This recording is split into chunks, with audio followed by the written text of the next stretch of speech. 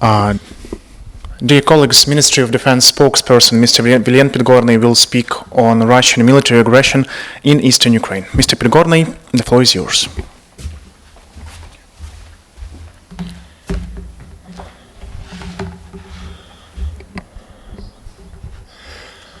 Good afternoon, ladies and gentlemen.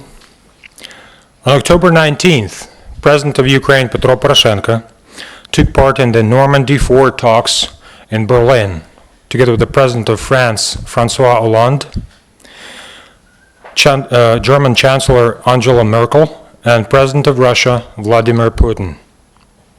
The meeting took place after a considerable pause in negotiations, while Russia-backed militants kept violating ceasefire on a daily basis.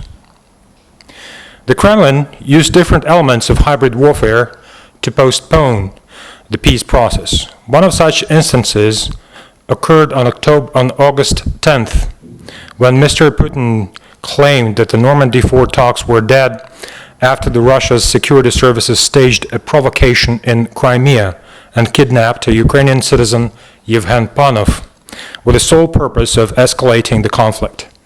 Nevertheless, the leaders of 4 states met for another round of talks that still confirms the status of Minsk agreements as the main framework to achieve a peaceful resolution of the current conflict. As a result of the talks, Ukrainian initiative to set up a roadmap with clear dates and sequence of actions to fulfill Minsk agreements has succeeded.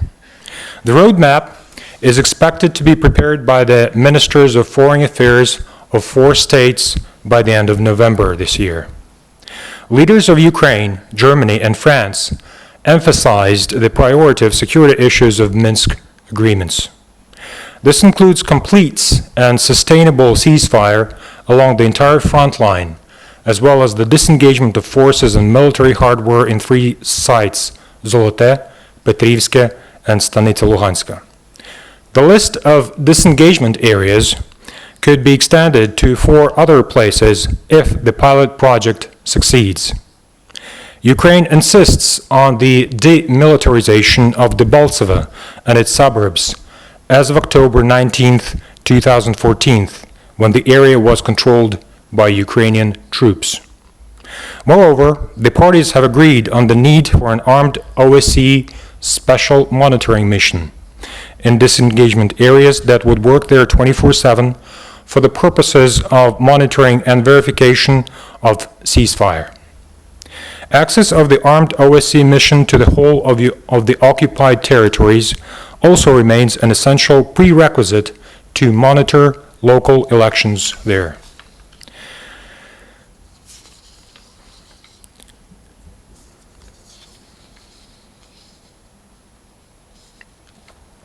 Yet we want to reiterate, any kind of elections governed by Ukrainian law are possible only after all security clauses of Minsk agreements are fulfilled. Delegations of Ukraine, Germany, and France stressed the role of the OSCE mission as a provisional security guarantor at the areas of Ukraine-Russia border, which are not currently controlled by Ukrainian government. The action should be a temporary measure before the government of Ukraine returns control over the whole border.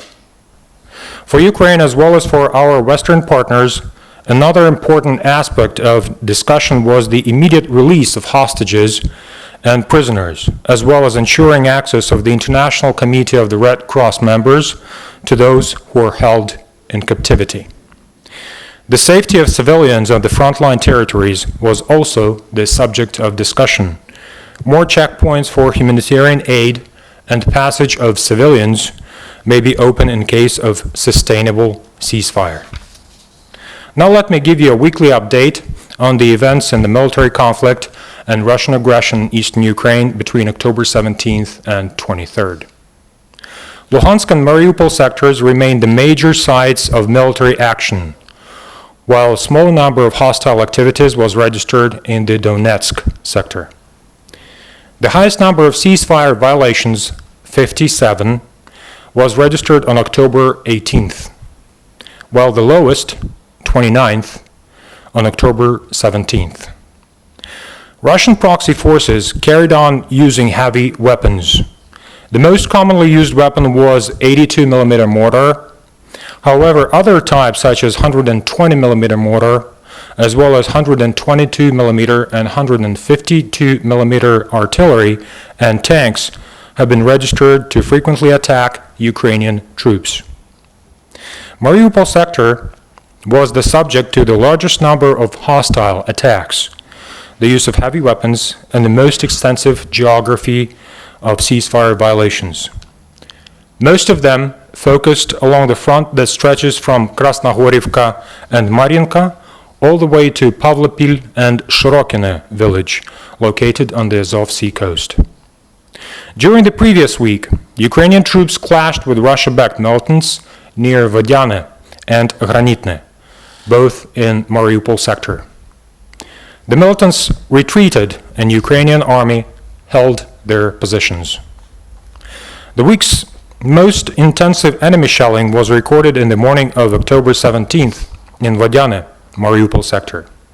Within 2.5 hours, the militants fired at Ukrainian positions about 182 rounds from 122mm artillery.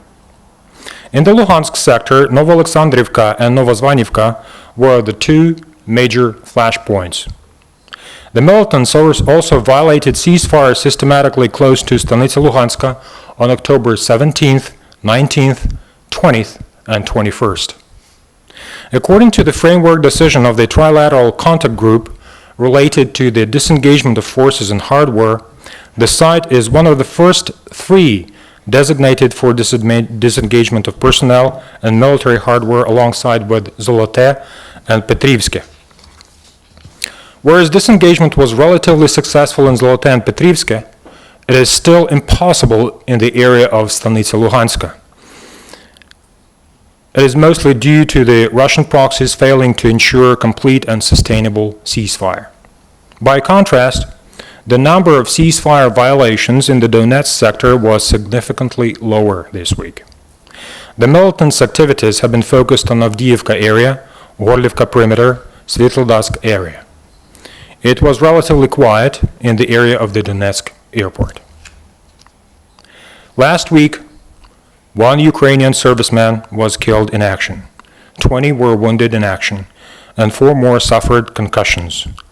This includes 2 servicemen who were wounded as a result of booby traps explosions. Our hearts go out to the families and friends of the fallen Ukrainian hero. On October 20th, a 39-year-old man was injured in Stanitsa Luhanska as a result of an attack from the Russian-backed militants. He received proper medical care in the local hospital.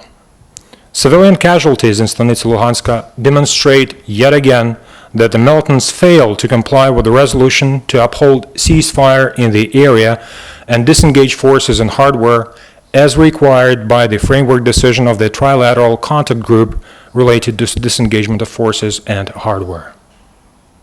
Over the week, Ukrainian authorities arranged access and safe passage through government checkpoints on the contact line of 83 trucks loaded with humanitarian aid for civilians living in the militant-controlled areas in eastern Ukraine.